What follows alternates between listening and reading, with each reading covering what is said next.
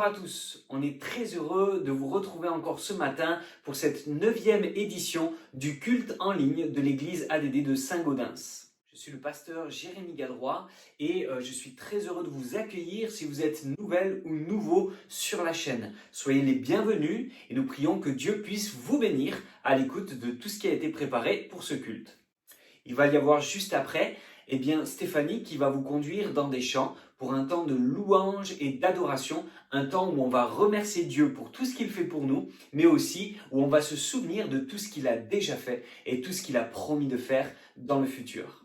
Ensuite, nous allons écouter la parole de Dieu, un message qui a été préparé pour nous tout spécialement avec un invité spécial.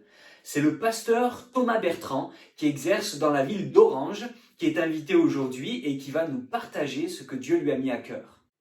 Avant de vous laisser entre les mains de Stéphanie, simplement, je voudrais vous faire quelques annonces et vous donner des nouvelles déjà des personnes qui nous sont chères et qui souffrent d'une maladie ou dans leur santé tout simplement. Premièrement, je vous parlerai de Chantal. Sa santé reste fragile, mais en tout cas, elle va très bien moralement et spirituellement. Elle s'attache au Seigneur et à sa parole. Elle remercie chacun d'entre nous pour les prières que nous faisons monter au ciel pour elle. Ensuite, pour René Dunègre, il continue à être soigné. Il peut-être nous reviendra sur Saint-Gaudens dans quelques jours. On ne sait pas, en tout cas c'est ce qu'il souhaite, pouvoir passer un temps de convalescence à Saint-Gaudens jusqu'à un moment où il trouvera une maison de retraite pour l'accueillir. Voilà. Apparemment, sa santé tient bon et il se fortifie de jour en jour, même s'il reste très fatigué. On veut continuer là aussi de prier pour lui. Pour Jacques Terrier, j'ai eu des nouvelles, il salue toute l'église, il remercie encore pour les prières et il a été soigné cette semaine pour des désagréments qu'il avait au niveau de sa santé, mais il continue à progresser et les petites choses qu'il y avait ont pu être vues et réglées. Alors on remercie Dieu et on a hâte de le revoir bientôt. Plusieurs personnes âgées ont été contactées et saluent toute l'église. Voilà, nos nouvelles sont plutôt bonnes et on remercie vraiment chacun de ceux qui pensent aux autres et qui s'appellent, qui prennent des nouvelles. Voilà, merci, c'est quelque chose qu'on peut continuer à faire, garder les liens. Alors n'hésitez pas, prenez soin les uns des autres et on continue à tenir jusqu'à ce qu'on puisse se revoir tous ensemble. À ce propos, pour le 11 mai, même si c'est une date qui a été choisie pour que nous puissions retrouver quelques libertés au niveau de nos déplacements, nous n'avons pas encore l'autorisation en tant que lieu de culte de nous réunir à nouveau et de reprendre les réunions, les cultes normalement comme habituellement. Alors simplement, à ce niveau-là, je vous tiendrai au courant des nouvelles informations qu'on aura au fur et à mesure, mais pour l'instant, il nous faut encore patienter au moins jusqu'au 2 juin. Mais j'ai pleine confiance qu'on trouvera des astuces pour continuer à garder le lien. On va voir si on ne peut pas mettre en place des réunions en ligne. Je vous donnerai toutes les informations comme il le faudra en temps voulu. Voilà, je vous laisse maintenant pour un temps d'adoration et de louange. Que Dieu vous bénisse et on se retrouve très bientôt. Alléluia, on va acclamer Dieu ensemble, hommes et femmes, toutes générations confondues. On veut acclamer notre roi des rois, on veut acclamer notre sauveur ensemble.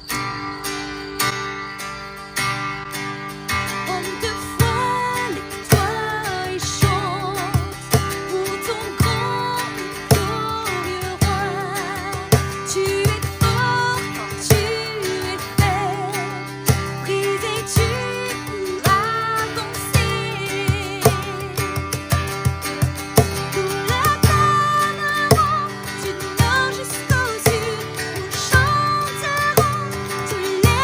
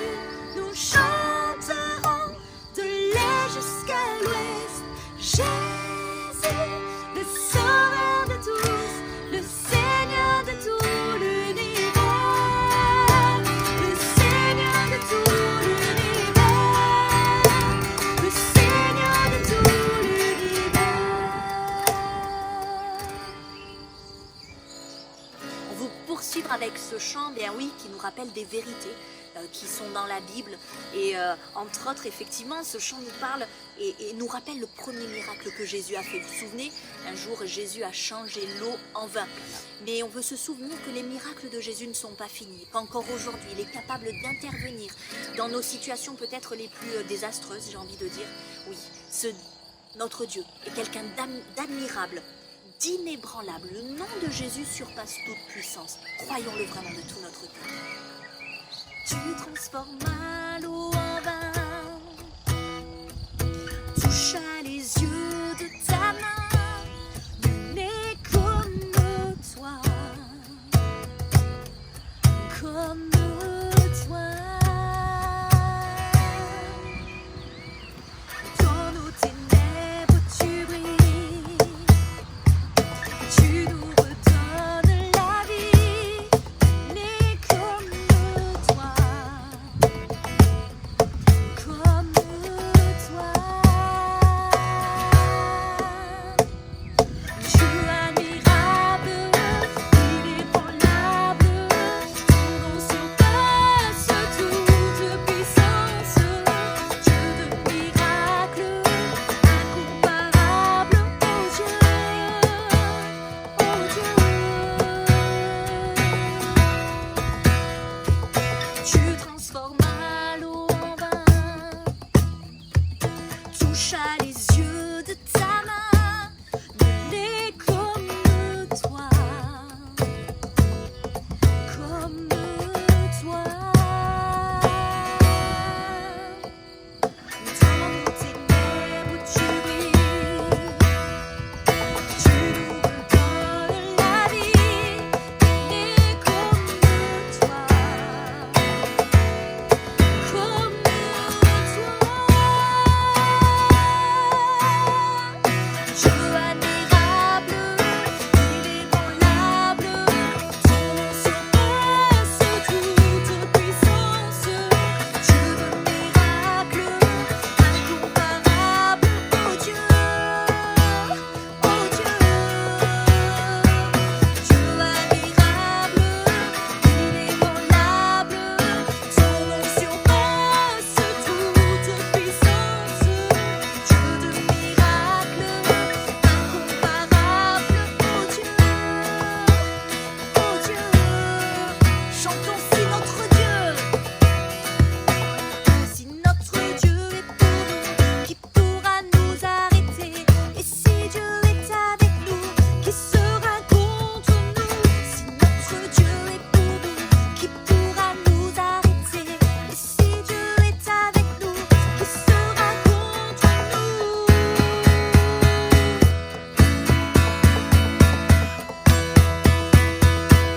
Qui sera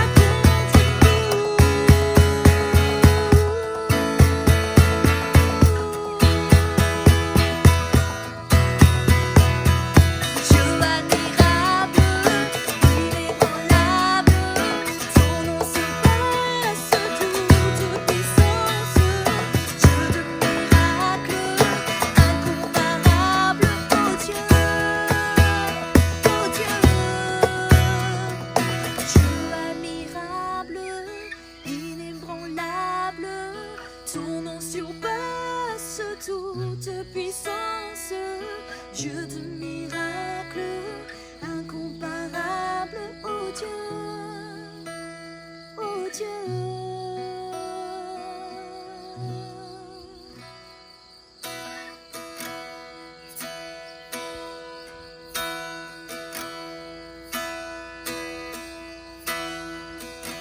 Tu étais là dès la création, Fils unique du Dieu très haut. Les mystères de ta gloire révélés en toi, Christ, notre Seigneur. Oh, ce nom est si merveilleux, oh, ce nom est si merveilleux, le nom de Jésus, Christ mon roi. ce nom est si merveilleux, sa beauté sans pareil. Oh, ce nom est si merveilleux, le nom de Jésus.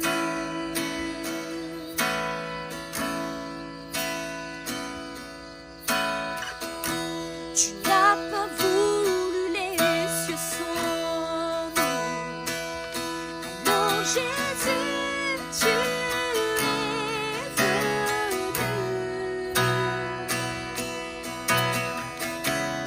Ton amour a vaincu mon péché. Rien ne peut nous séparer. Oh, ce nom est si glorieux. Oh, ce nom est si glorieux. Le nom de Jésus-Christ, mon roi.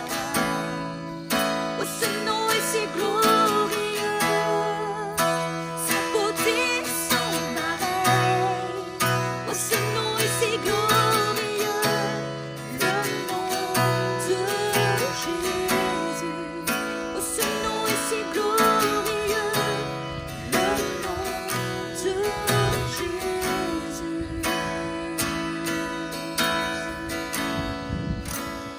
La terre a tremblé, le voile s'est déchiré, des armes la mort et le péché. Les cieux chantent ta gloire, l'écho de ta victoire, car tu es le roi ressuscité. Tu es sans rival, tu es sans égal, Dieu du triomphe à tout jamais. À toi soit le règne, à toi soit le gloire, car ton nom surpasse tout autre nom. Oh, ce nom est victorieux, oh, ce nom est victorieux, le nom de Jésus-Christ, mon roi. Oh, ce nom est victorieux, sa beauté sans pareil. Oh, ce nom est victorieux, le nom de Jésus. Oh, ce nom est victorieux, le nom de Jésus.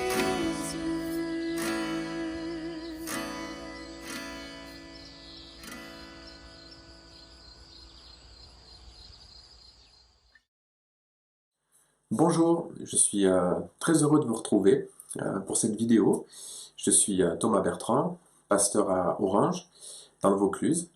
Je voudrais partager aujourd'hui avec vous sur un texte que j'aime beaucoup, un texte que je trouve quand même assez significatif dans le Nouveau Testament et qui est vraiment très encourageant.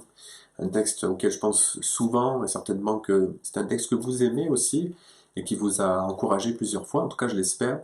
Ce texte se trouve dans le livre des Actes au chapitre 16 et c'est à ce moment-là que nous voyons Paul et Silas emprisonnés à cause de leur service, de leur ministère pour le Seigneur. Et à travers cet épisode, cet événement qu'ils sont en train de traverser, il y a plusieurs éléments qui sont vraiment très intéressants dans ce texte et qui nous encouragent. Je voudrais qu'on puisse les parcourir rapidement ensemble. Donc, lisons ensemble dans le livre des Actes au chapitre 16, à partir du verset 25. Vers minuit, Paul et Silas priaient et chantaient pour louer Dieu. Les autres prisonniers les écoutaient. Tout à coup, il y eut un violent tremblement de terre qui secoua les fondations de la prison. Toutes les portes s'ouvrirent aussitôt et les chaînes de tous les prisonniers se détachèrent. Le gardien se réveilla lorsqu'il vit que toutes les portes de la prison étaient ouvertes. Il tira son épée pour se tuer, car il pensait que les prisonniers s'étaient enfuis. Mais Paul cria de toutes ses forces, « Ne te fais pas de mal, nous sommes tous ici. » Verset 29. Alors le gardien demanda de la lumière, se précipita dans la cellule, et tout tremblant de peur, se jeta aux pieds de Paul et de Silas. Puis il les fit sortir et leur demanda, « Messieurs, que dois-je faire pour être sauvé ?» Ils répondirent, « Crois au Seigneur Jésus, et tu seras sauvé, et ta famille avec toi. » Et ils annoncèrent la parole du Seigneur, et à lui et à tous ceux qui étaient dans sa maison. Le gardien les amena à cette heure même de la nuit pour laver leurs blessures. Il fut aussitôt baptisé, ainsi que tous les siens. Il fit monter Paul et Silas chez lui et leur offrit à manger. Cet homme, avec toute sa famille, fut rempli de joie d'avoir cru en Dieu. Amen. La grande leçon de cette histoire, c'est que dans l'adversité, il faut persévérer dans la foi. Il ne faut pas se décourager. Dans l'adversité, il ne faut pas douter que Jésus est avec nous.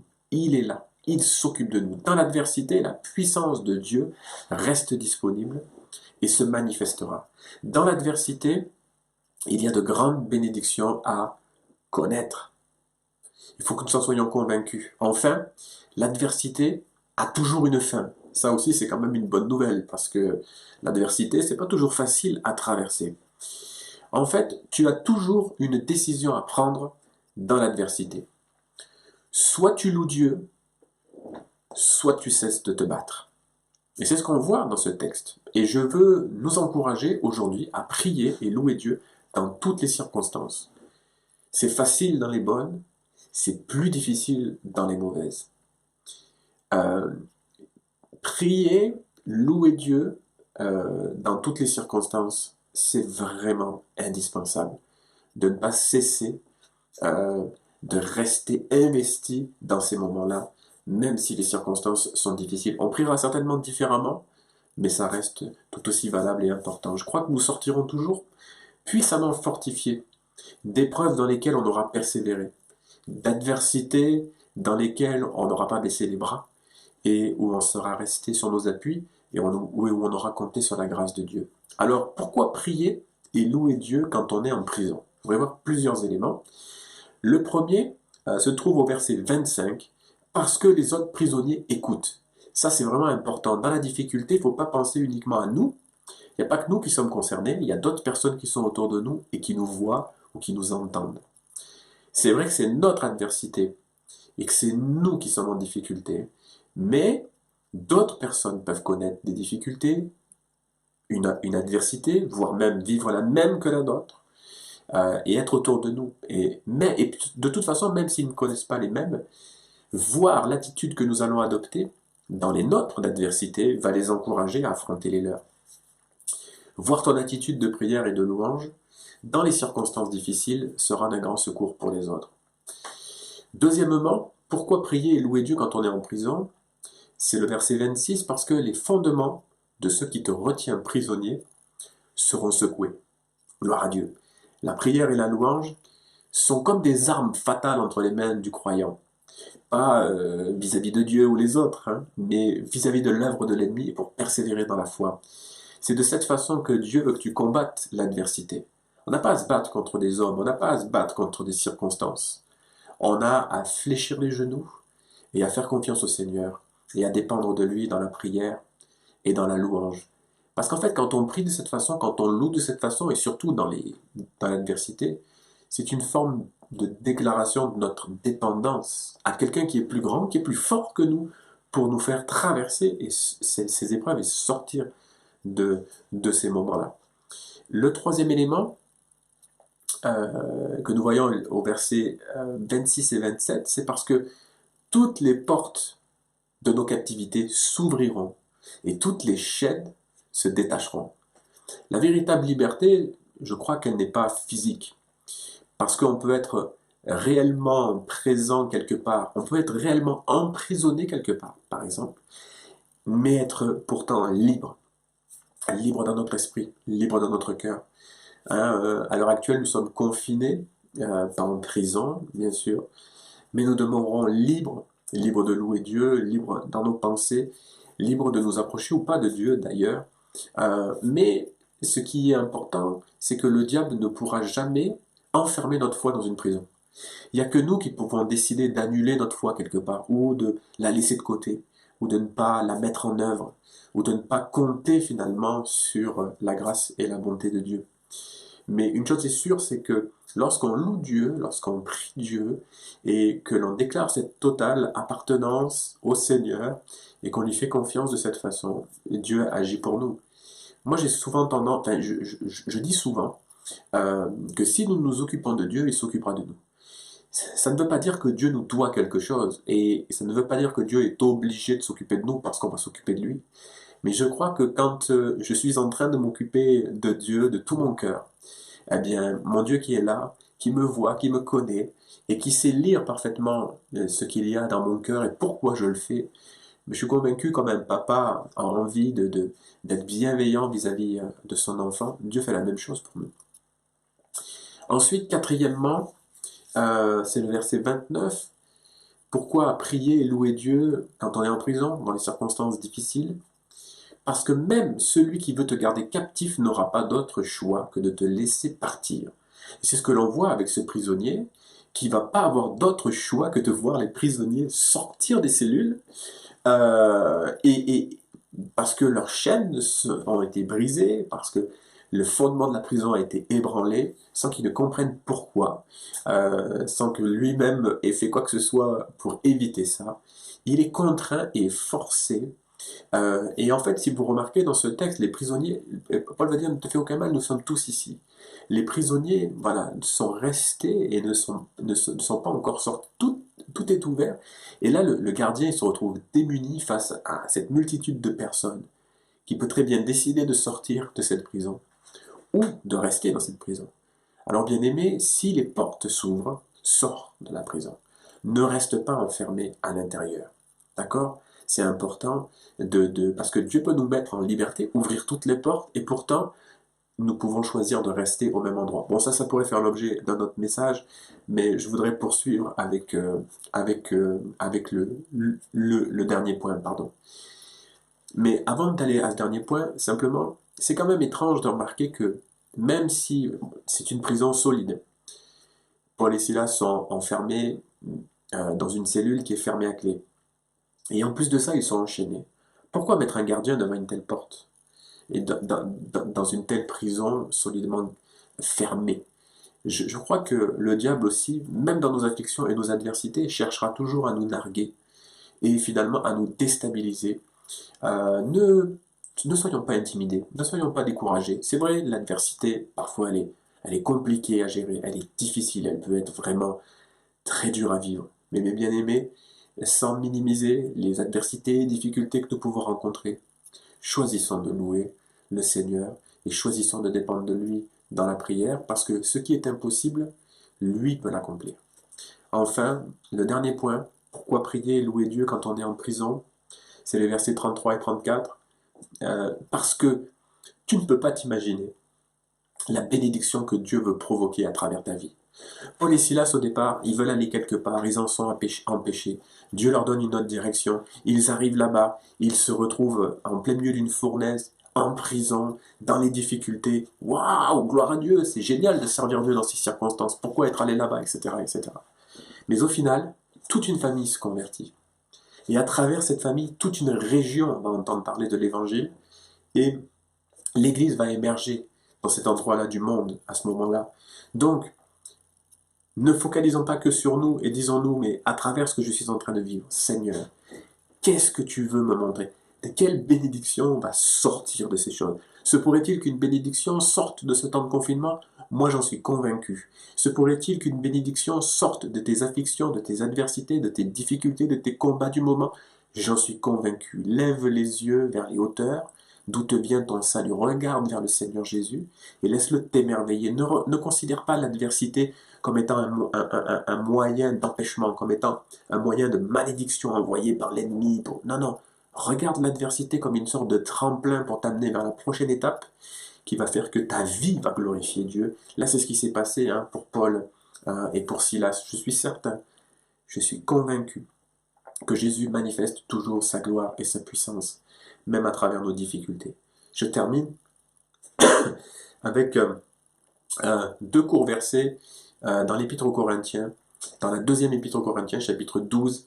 C'est ce que le Seigneur finalement a répondu à Paul alors qu'il faisait face à l'adversité. Vous connaissez ce passage. 3 fois j'ai prié le Seigneur de me délivrer de cette souffrance. Il m'a répondu, ma grâce te suffit. Ma puissance se manifeste précisément quand tu es faible. Je préfère donc bien plutôt me vanter de mes faiblesses, afin que la puissance de Christ étende sa protection sur moi. Le verset 10, c'est pourquoi je me réjouis des faiblesses, des insultes, des détresses, des persécutions et des angoisses que j'endure pour le Christ, car lorsque je suis faible, c'est alors que je suis fort. Quelle déclaration merveilleuse l'apôtre Paul fait à ce moment-là. Mais n'oublions jamais qu'il va faire cette déclaration dans un contexte précis, dans un contexte de lutte, dans un contexte d'adversité, dans un contexte de difficulté. Il ne s'est pas levé un matin en se disant « Tiens, quel punchline je vais bien pouvoir trouver pour aujourd'hui. Ah, mais c'est quand je suis faible que je suis fort. Allez, on va écrire ça. » Non, non, non, non.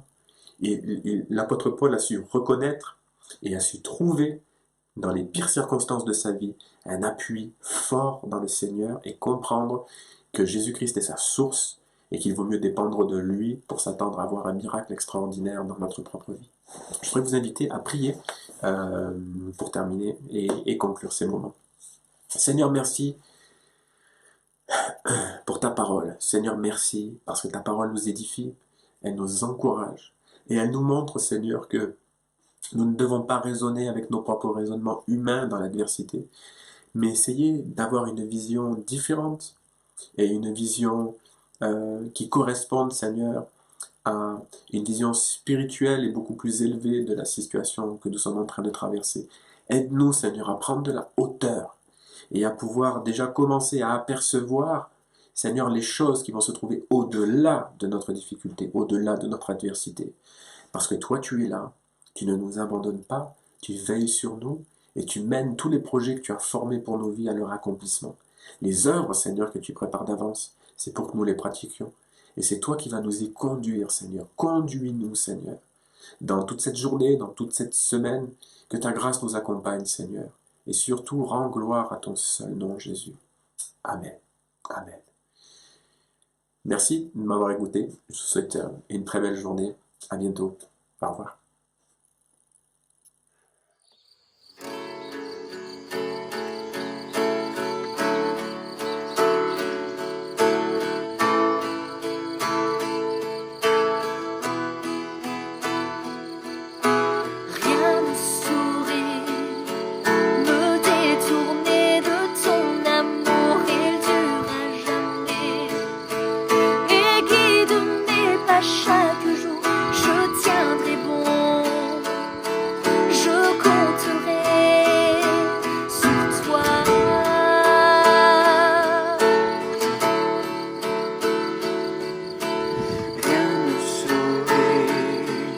Restreindre ta fidélité, ta grâce, je sais, m'entoure dans l'obscurité, je tiendrai bon, je compterai sur toi.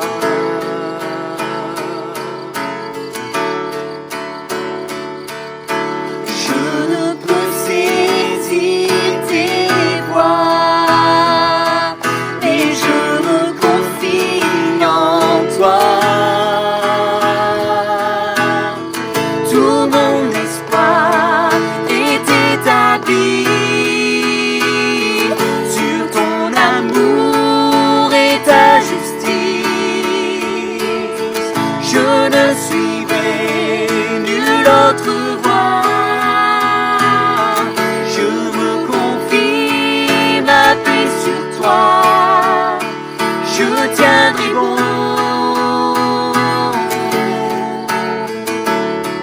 Je compterai sur toi.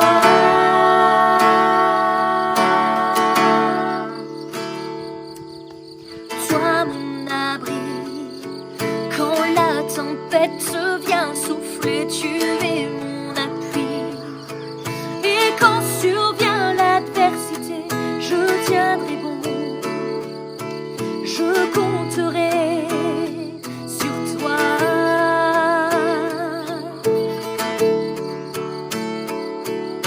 Je ne peux saisir tes voies, mais je me confie en toi. Tout mon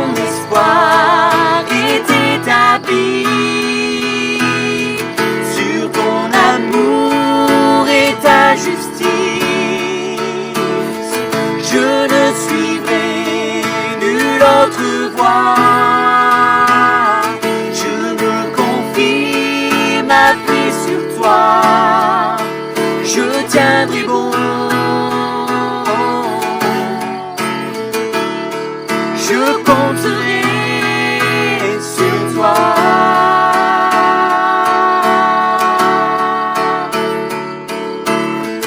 Tout mon espoir est établi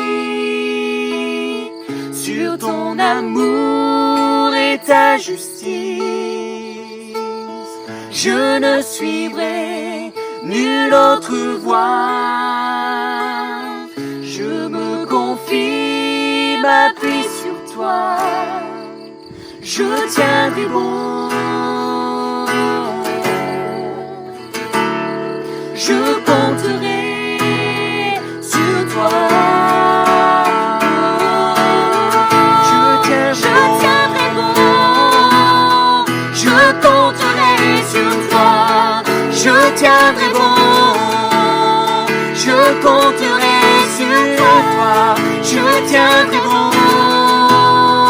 Je compterai sur toi. Je tiendrai bon.